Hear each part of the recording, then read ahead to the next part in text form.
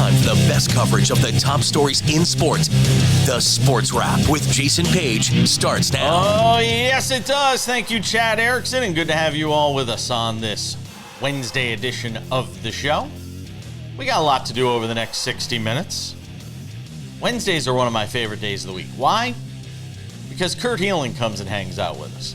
Pro basketball talk at NBCSports.com is his jam. We'll chat with him about all things National Basketball Association related, get his thoughts. Sam Yarnell makes a rare Wednesday appearance. He doesn't work Wednesdays. Sam will be with us coming up in about 10 minutes to give us his picks for the NCAA tournament. We'll get some thoughts with him, who he likes, who he doesn't like, run through some of the odds as well with Sam Yarnell coming up in this show. Aaron Rodgers, there is more. Every day there is another leaf that falls from the tree of Aaron Rodgers. We will give you the latest on that coming up. Shohei Ohtani hits his first home run of the Major League Baseball season. Even though nobody saw it, it still counts. We'll get to that coming up as well, but we start things out in college basketball with this guy. There he is, the Vladimir Lewison. Vlad is hanging out with us today. He was with us yesterday as well from WQAM Radio in Miami. My main man, Vlad, is here as well. So I didn't prepare you for this, but I want to kind of, did you do a bracket? Have you done a bracket yet? Mm-hmm. All right. So so make sure to have it somewhat handy because I want your final four. I already got it. All right. I'm just. Do you don't have to tell me now? Okay. Let's leave the audience guessing a little bit. No. I know. We'll wait to the end. We'll leave the audience guessing for a few minutes. There's also hiring in college basketball already. The March Madness didn't even begin, and there's already been a hiring in the coaching carousel to talk about as well. Couple of first four games last night. One of them was a banger. Wow. What a finish between Alabama State and St. Francis. By the way, that St. Francis should have been Central Connecticut State University. But anyway, we digress. What a finish between these two teams, though. You know, the 16, you said, we were just talking about this off the air. The 16-16 matchup always winds up being better than the 11-11 matchup, and it'll probably be the same thing on Wednesday night with the matchups that we're going to see there. American and Mount St. Mary's playing, and then Texas and Xavier in the 11-11 matchup. But, man, what a finish to this game. I mean, we talk about Hail Marys in football. You wind up with the basketball equivalent of the Hail Mary. Let's see, Christian Laettner, that Hail Mary? Or this one? Or this one? No, Laettner. Laettner's always better. Laettner was what, in the Sweet 16 or Elite 8, I believe? Yeah. It might have been, it was Elite 8 against Kentucky, correct? Against Kentucky. Yeah, it was Elite 8 in Philadelphia. This was good. This kind of reminded me of the NFL Commanders-Bears game because the ball deflected off the defender. 17 people. And it landed right with the guy who's literally right under the basket, and all you got to do is just put the ball off the backboard and in. Great game, crazy. This is what we expect with March Madness. I think this is it's good for CBS and the guys over there at Paramount. True TV, baby. True TV. True TV. So, True TV could start saying, hey, these are where all the close and exciting games happen, Watch our channel. And we get Alabama and Auburn. Oh, wait, never mind. It's Alabama State and Auburn in the 116 matchup. Sorry. I was almost excited. I was almost excited for a second. No, you're not gonna get that big of an SEC matchup that early. We just getting those two. I got more to say about this coming up in just a moment, and we'll say it after a word from our friends over at Edge Boost. I am all about trying to up my game. Look, it's March Madness, folks. It's March Madness. The brackets, we're talking about them. You're getting them all set. Well, look. If there was ever a better time to go get yourself the Edge Boost Visa debit card, I don't know when it would be. This is the time to go and get it. Edge Boost. They are the financial platform paying you cash back to wager. Edge Boost is an online bank account that pays you for every deposit. And with the Edge Boost Visa debit card, you're getting up to 0.5% cash back on all your sportsbook, daily fantasy site, and casino transactions. Free money back in your pocket just for doing what you're doing already. This is the no-brainer of no-brainers. Plus, your Edge Boost debit card starts with a $250,000 daily limit, and it'll never be declined for gambling activity. They've got built-in tools to help you stay responsible, and there's absolutely no hidden fees or minimum required balances. So stop leaving money on the table this March Madness. Visit edgeboost.bet to learn more and sign up today and use my promo code WRAP, W-R-A-P, when you go to sign up and get yourself a free account upgrade. That's promo code WRAP, W-R-A-P, with our friends from Edge Boost. Just scan that QR code below. So for every Alabama State and St. Francis, we get ourselves a North Carolina and San Diego State. That's all I got for you. That's it. Good night. Good night, everybody. Well, I'm gone. Bye-bye. I mean, look. You can take a drink. Carolina was a highly ranked team when the season started. They played a tough schedule, and against the tough schedule, they lost against these quality opponents. A lot of teams that are in the tournament now. But they were playing very well towards the end of the season, and we always know, when they do that, who's in, who's out, who's playing well. I think them getting to the semifinals and almost beating Duke, by the way, even though they didn't have Cooper Flag, I think the Tourney committee decided that Carolina is a tournament team, or at least a playing team. And they showed out last night against San Diego State. I think right now they have a chance of beating Ole Miss in the first round. Yeah. So if Carolina gets to the second round or Carolina gets to the Sweet 16, the tournament committee won't look bad in picking them. All right, we got 90 seconds left. Give me your final four. The Johnnies, Michigan State, Duke, Houston. Duke, Michigan State. Michigan State cuts down the nets in April. You got a soft spot for the Johnnies, don't you? I got a soft spot for all the Paisans. Why? You couldn't be the first. You're the furthest thing from a Paisan. They're just a lighter shade. No, listen, I'm a big. I'm just a big Tom Izzo and Rick Pitino fan, and I think they get their teams ready for the tournament. The fact, this is my thing real quickly about Tom Izzo. Izzo's going to get his team ready towards the end of the tournament. Towards the end of the season, if he's up and down. But if his team has been consistently good and they get towards March, they're going to be a great team in the tournament. And Pitino's story, it's homerism, man. Come on, the Johnnies are a 2 seed. And and by the way, they earned that 2 seed. And they earned that 2 seed. They absolutely earned that 2 seed. There are no questions about that. They have earned that seeding. All right. I'm going to put my picks out later. I haven't even done a bracket yet. I'm not going to lie. I won't lie to the audience. I haven't done a bracket yet. I've been too busy. I'll sit down with it today. We'll put it out on YouTube, and people can watch it there. Decibel 88. We're coming back. Sam Yarnell next. Good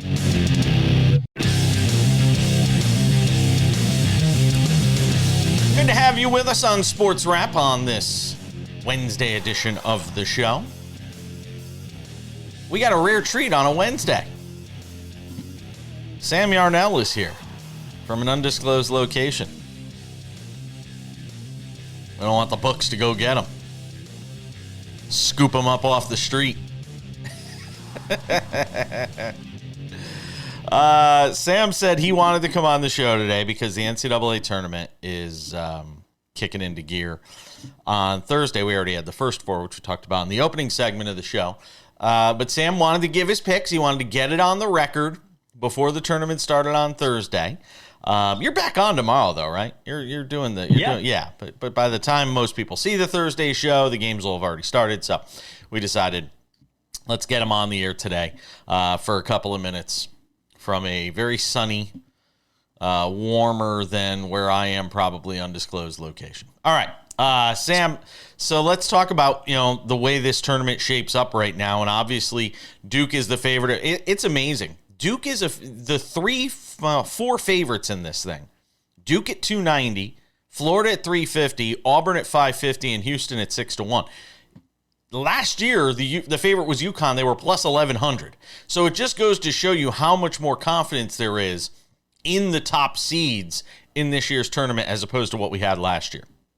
And what's so funny, Jason, is when I think back onto last year's tournament and as I was doing my research, making my bracket, all the process that we're all so familiar with during the mid-March post-championship week couple of days, it really came to me. I was like, wow, last tournament, it really was a ton of chalk. There was chalk left and right in the tournament. And we really, besides NC State obviously making the Final Four off of their conference tournament championship run, right? Outside of that, there wasn't a true Cinderella. And quite frankly, the odds are speaking to it. I think there's another level of expectation that that will be the case again this year.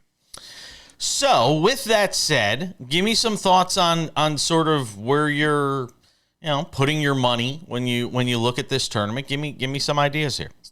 So I'll just tell you like my general principles when I went into it. Just one of the underdogs, or I guess Cinderellas, you could say, this time of year that I've chosen is High Point University, and it's a principal play. I think that this season in college basketball, think about the conference that's been obviously the most dominant, far and away. It really hasn't been close. It's the SEC. SEC basketball this year is just a different beast. And what is so good about the SEC basketball conference? They play outstanding offense across the board, top to bottom, the entire conference. They can all run you 100 points a game, basically no problem. I look to High Point to try and be one of these Cinderella stories because, one, they've got a relatively easy path. I think McNeese will beat Clemson, so you'll have McNeese High Point in the round of 32.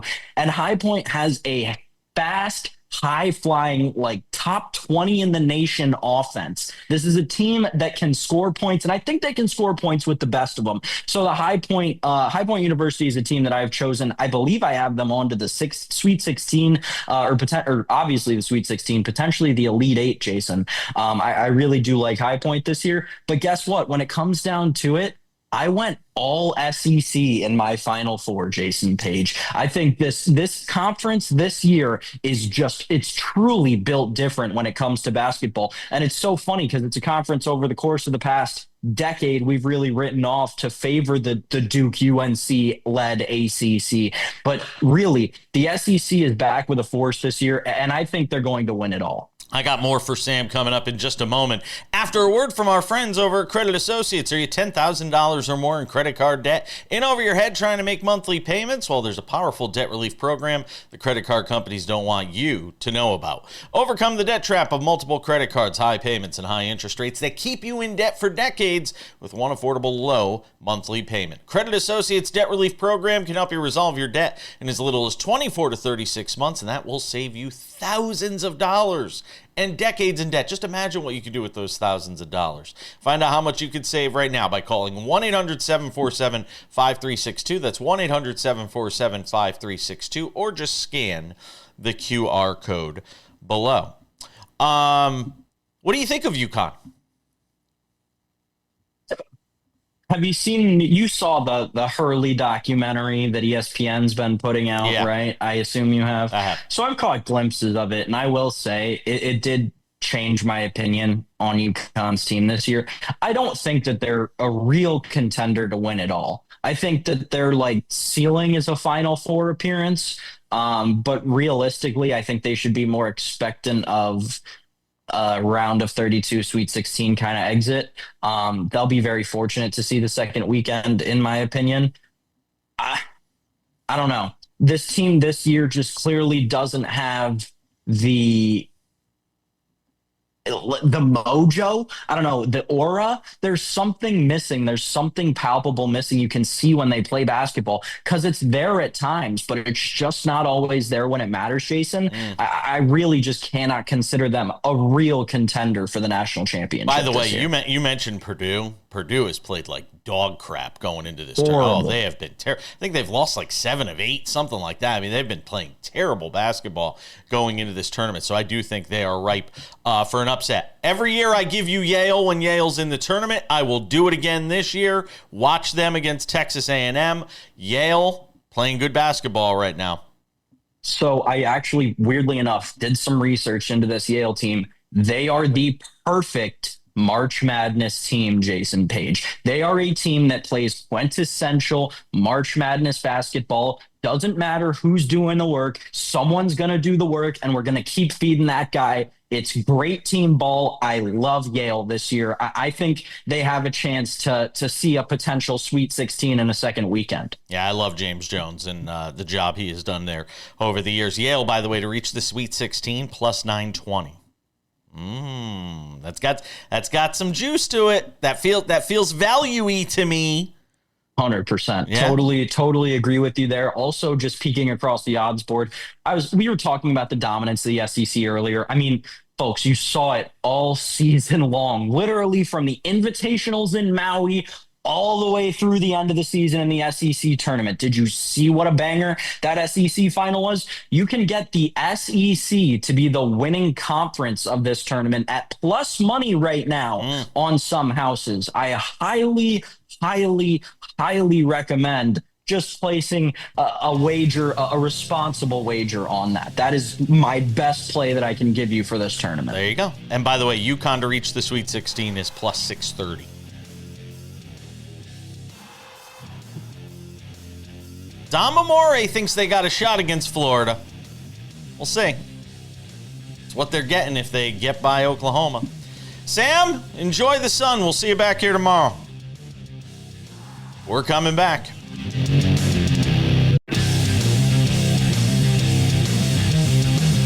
And this Wednesday edition of SportsWrap rolls on. Let's talk some NBA. Because if it's a Wednesday, it's Meet Kurt Helin. There he is. Instead of Meet the Press, it's Meet Kurt Helin. Yeah, we do need to give him a round of applause. He's been a trooper all season long on this show. I hope to last longer than Chuck Todd for you. I don't know, man. Chuck Todd lasted a while. Chuck's last a while. By the way, actually, Chuck is a friend of the show. I got to get him on before. Maybe next week we'll get Chuck on. He says that he'll come on anytime. He's got nothing to do now anyway, since he's he's feet up. He's all good. Yeah, he is, and trust me, he's doing just fine. Whatever it is he's doing after all those Meet the Press paychecks. All right, so let's talk about Stephen Curry. You know that he has a couple of rough games. Warriors lose a couple of games, and you've got Steve Kerr out there. Is he just trying to protect him a little bit from a couple of bad performances, or is this him being tired and all this stuff and needing rest? Is this real? I think it's real. I mean, just Curry is asked to do a lot with this team. They are 14-2 now with Jimmy Butler. Mm-hmm. They're winning games, but Butler hasn't been this great offensive force. He gives them a threat, but he hasn't really been putting up numbers. It's been Curry who's been putting up the numbers and carrying this team. Jonathan Kuminga comes in and looks like he hasn't played in a while. They've got some stuff to figure out there. And the problem they're in is they're right in the thick of it. For them to hold on to the 6th seed with Minnesota breathing down their neck, the Clippers who are going out and beating teams and looking good again, and Kawhi's back, like they can't afford to have nights off and rest him, but you don't want to wear him down going into the playoffs. So it's a tough spot for Steve Kerr. I legitimately think he's tired. He's had to carry a heck of a load all season. I feel like it was just more of the excitement that they got, the team got when Jimmy was traded to them, and it's finally wearing off. It's you've had him for over a month now. You've played over 16 games, so you kind of get to know each other. And he just turned 37 on Saturday, this past Saturday. Yeah, he's old. He's tired. That's it. I mean, the Warriors had 3 seasons so far this year. They had the great start, the terrible middle, and then now they're streaking towards the end. I just think he's tired, but they're limited. They're still limited as a team. They are. Look, I don't think they have the depth to go as deep as they want to in the playoffs, but I will give them this. They're playing really good defense. And Draymond Green is legitimately top 3 defensive player of the year right now. He was all over Giannis Antetokounmpo in that win the other night. Covered him for 7 minutes and 4 seconds and held Giannis to 0 of 6 shooting on the night. On a night Giannis had like 20 points and just wasn't himself. A lot of that credit can go to Draymond. When they're defending like that, that's what we always skip over with the Warriors championship teams, man.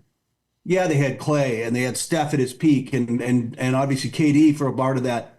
That was a very good defensive team through that whole stretch, and they are back closer to that than they've been.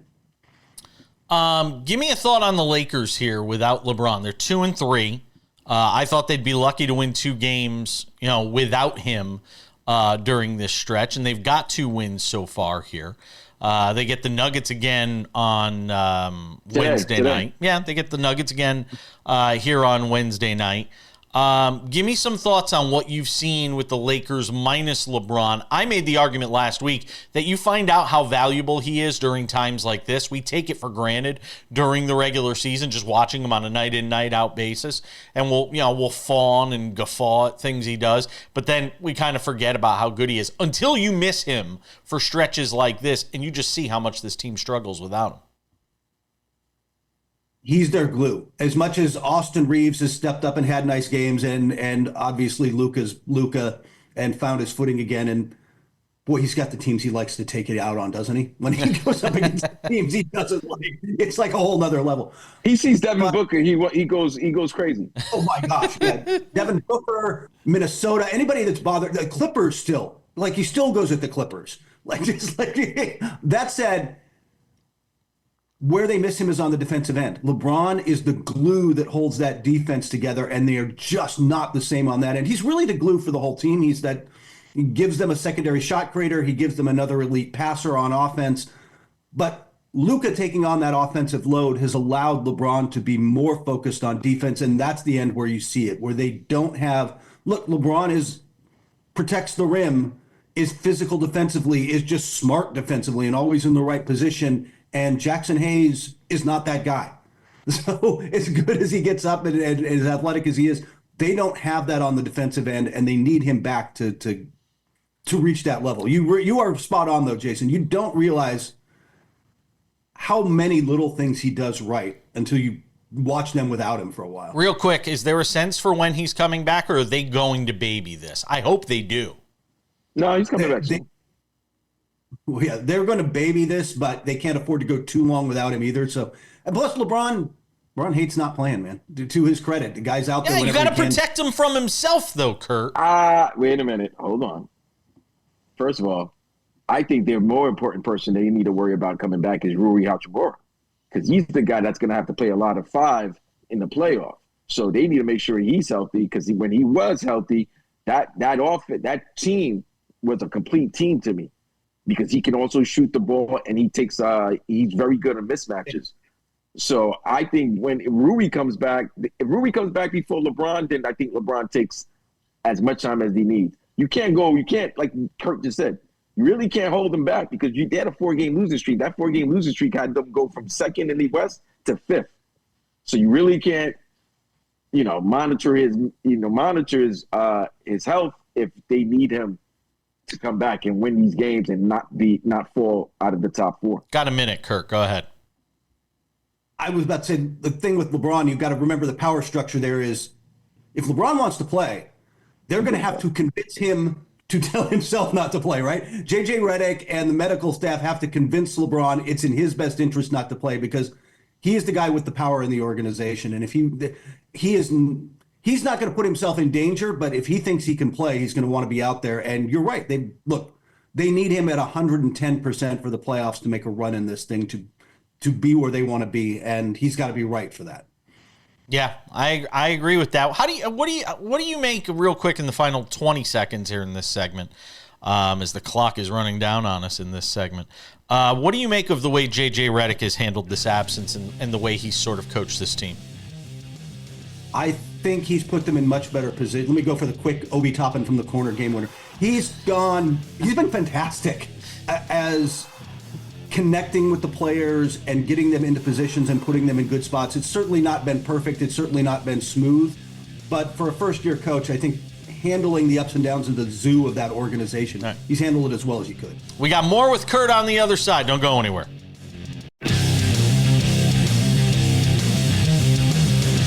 All right, Sports Wrap continues. So does the conversation around the NBA with Kurt Helin of Pro Basketball Talk at NBCSports.com. Vlad is with us as well.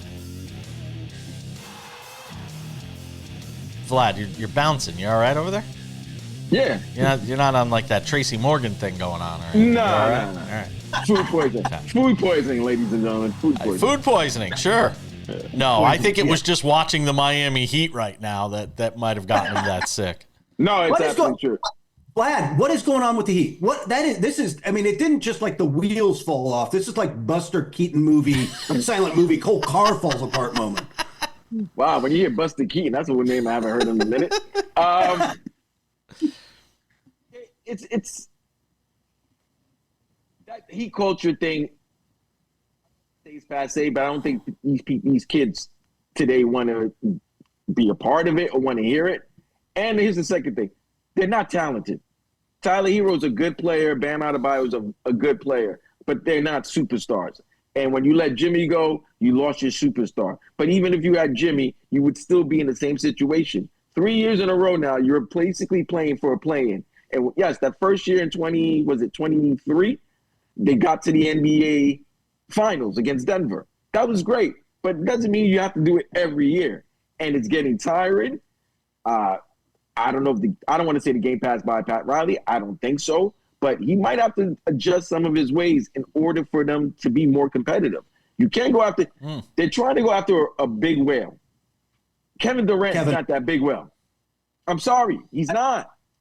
Not right now. Not at his age. He's still a great player. He's more of a complimentary player, like a second guy than being a man. And that's crazy to say about Kevin Durant, who still drops 27 points. But a team like Miami cannot go after an old superstar like Kevin Durant. They might have to go after a young guy like Zion, maybe turn Zion, say that, maybe Heat culture can turn Zion, because if Heat culture could turn Zion, then I think a lot of people would start coming back and want to play in Miami. A lot of good restaurants in South Beach. That's all I'm going to say. A lot of good restaurants in South Beach. Not only that, a lot of good strip clubs as well. Oh, Jesus. Hawks, Magic, Bulls, Heat. Let's assume that's going to be the play-in, right?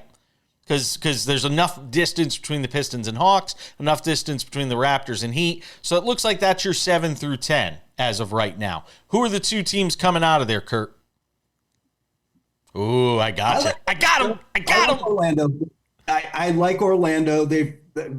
Paolo Banchero. Look, they still they really miss Jalen Suggs. Like, that hurts them. But Banchero and Franz Wagner can get you enough offense to win against the rest of those guys and come out of it. And for that second one, I guess I'll take the Hawks because I like everybody else less. Like, Miami's a mess. Everybody else is a mess.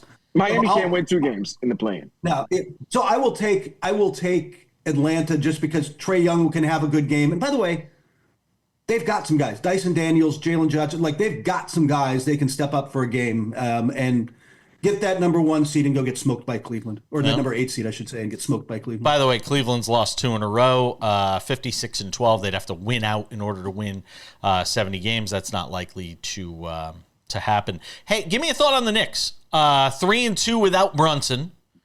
And I thought they'd be able to tread water at the very least without Brunson, because this team has that next man up mentality. So I'm not shocked.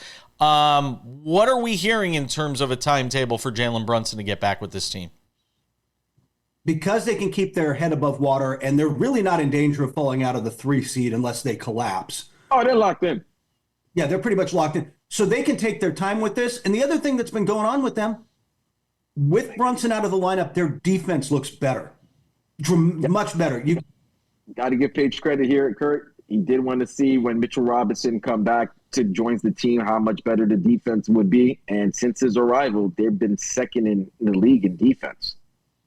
But I think part of that is, as much as I think, because you haven't had peak Mitchell Robinson yet, but playing him next to Cat and not having Cat as your primary drop back defender helps a lot, because that's not what Cat's not as bad a defender as his rep, but that's not what he can do. He is not a drop back, anchor the defense guy.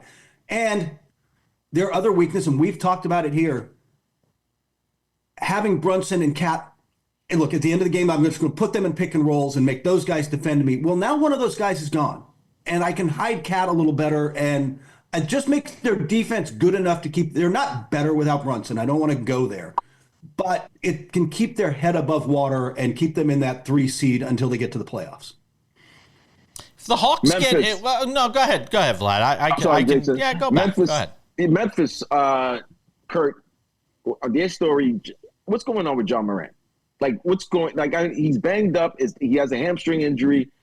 I don't know. Like we said in this close 2 to 5 seeding race, and Jaren Jackson's coming back from an ankle injury, and I feel like, damn, they made him play back-to-back games coming off an ankle injury. What is going on with Memphis, and what's the timetable for John Morant to return? And got a minute left. Go ahead, Kirk.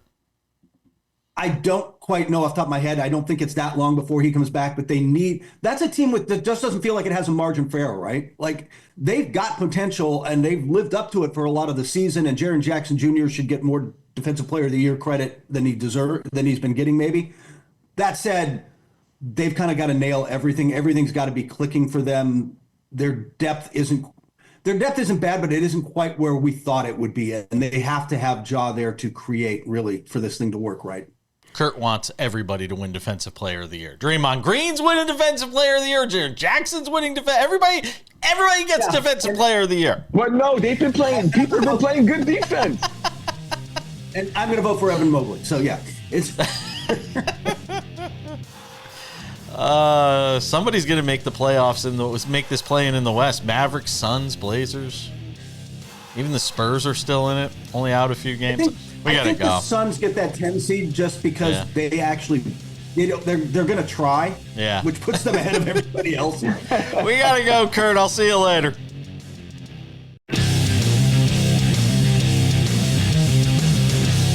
Welcome back to this Wednesday edition of Sports Wrap. Odds and Ends wraps it up in about 10 minutes. Everything we wanted to get to, but just ran out of time.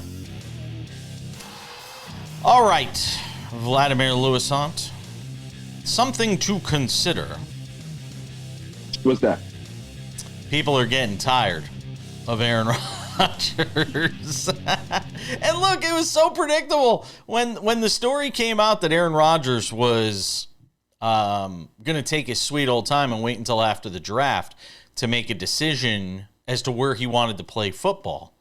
I thought it was inevitable that we'd get to this point. I didn't think it happened quite this fast, but you've already got comments coming out of the Steelers organization with Cam Hayward. You've already got comments now, not more than comments. You've got the Vikings saying, we're out, peace out. You know, it's like Shark Tank. I'm out. The Vikings have said they're out when it comes to Aaron Rodgers. And look, I will keep saying this, and people will keep disagreeing with me. If I were him, I'd just wait it out now. Because now what's your only option? The Giants? The Browns?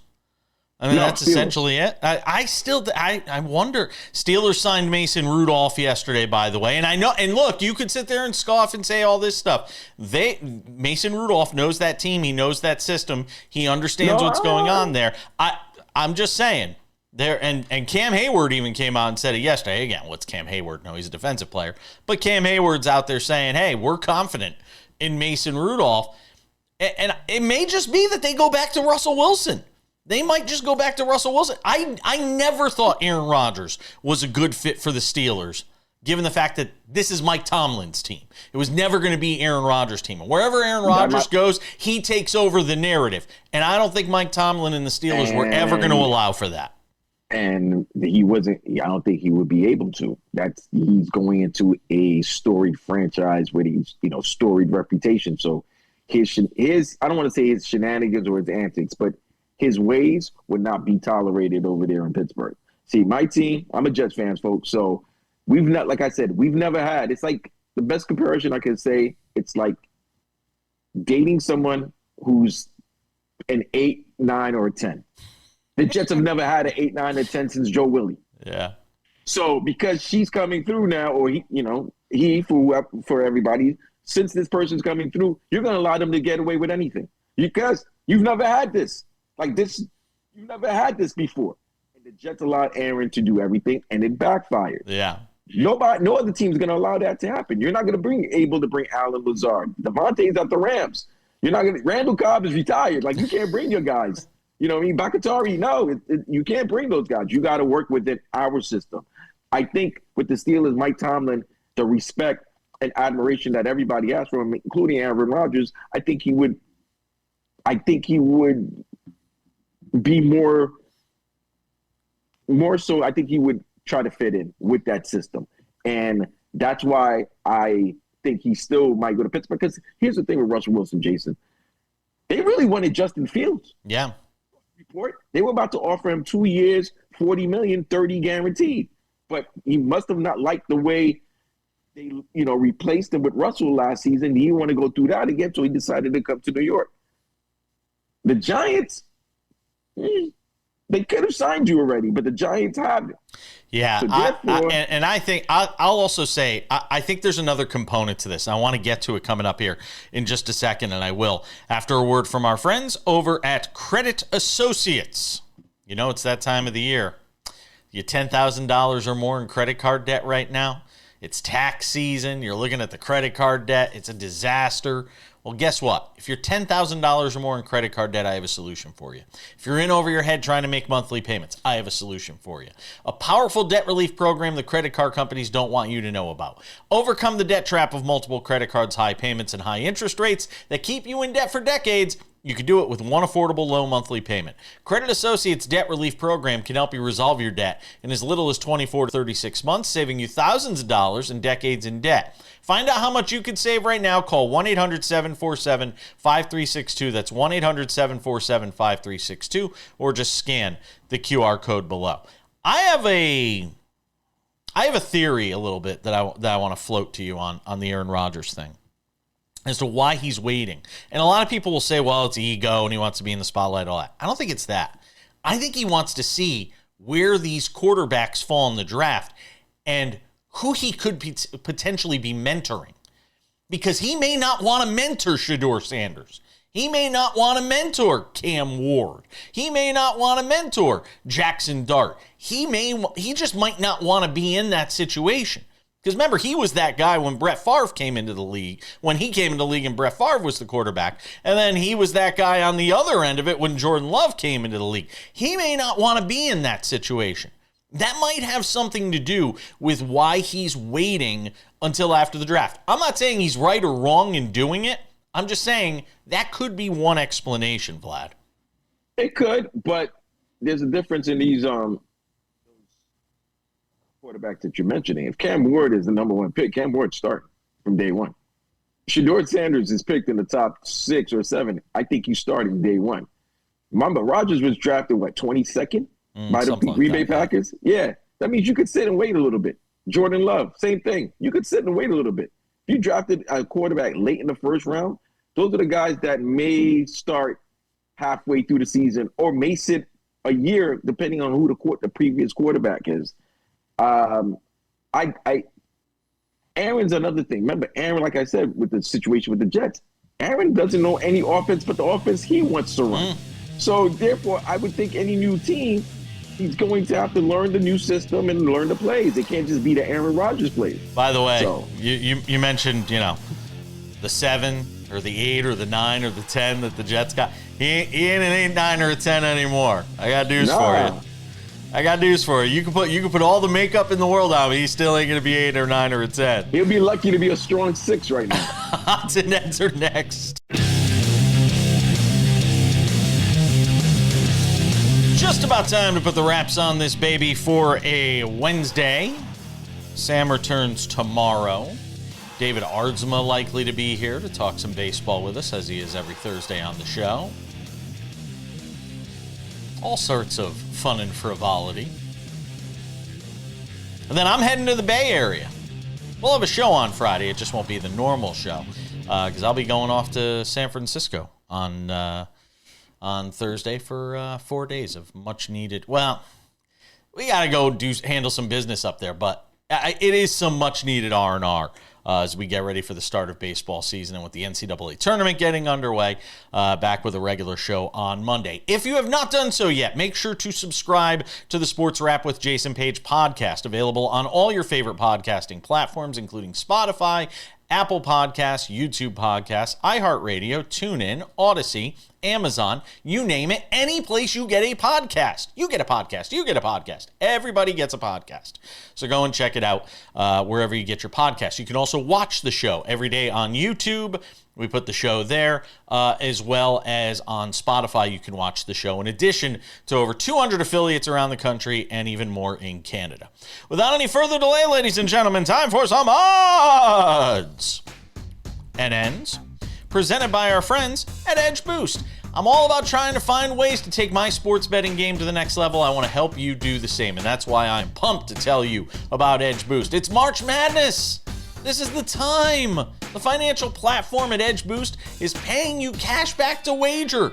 Edge Boost is an online bank account that pays you for every deposit. And with the Edge Boost Visa debit card, you're getting up to 0.5% cash back on all your sportsbook, daily fantasy site, and casino transactions. Free money back in your pocket just for doing what you're doing already. It's a no-brainer. Plus, your Edge Boost debit card starts with a $250,000 daily limit, and it'll never be declined for gambling activity. They've got built-in tools to help you stay responsible, and there's absolutely no hidden fees or minimum required balances. So stop leaving money on the table. Visit edgeboost.bet to learn more and sign up today. Edgeboost.bet, or just scan the QR code right there. And when you have a promo code to put in, use mine. It's WRAP, W-R-A-P. That's WRAP, W-R-A-P. You use that promo code, you get an upgrade to your account for free. All right, odds and ends. Vladimir Lewisant. The end for a baseball. That baseball had a family. Shohei Ohtani hit a home run for the Dodgers in a 6-3 win in Tokyo. Japan. Yep, in Tokyo against the Cubs. 6-3 was the final. Roki Sasaki was not great. He went 3 innings, 5 walks, 3 strikeouts, gave up a run, but it was enough. And again, these are like glorified spring training games where you got starters going 3 innings. Sasaki threw 56 pitches. You had the Cubs starter going 4 innings, gave up 5 earned runs. He throws 67 pitches. This is not real baseball. This is not real regular season baseball that we are exporting to Japan for this series. Still, that being said, the Dodgers are 0-2. The Dodgers are 2-0. The Cubs are 0-2. And we're underway with the Major League Baseball season. And now we'll take a break for a week, and then we'll come back and do it again. Nasty. Just nasty work. I'm sorry. They got to figure it out. I'm sorry, Rob Manfred. It's like, how you going to have them play 2 meaningless games that actually count and then have them fly back to Arizona? Yep. Back to spring training for a few days. Yeah, like they really going to care. You know, but because you crack yourself up when the regular season begins. And then you just did it. It's a big affair. It's a big event in Japan. Your MVP's going back home to his home country. You're up right now. You're in regular season mode. Guess what? I got to get back to spring training. Yep. Tommy Edman and Enrique Hernandez. Kiki with home runs in the win for the Dodgers.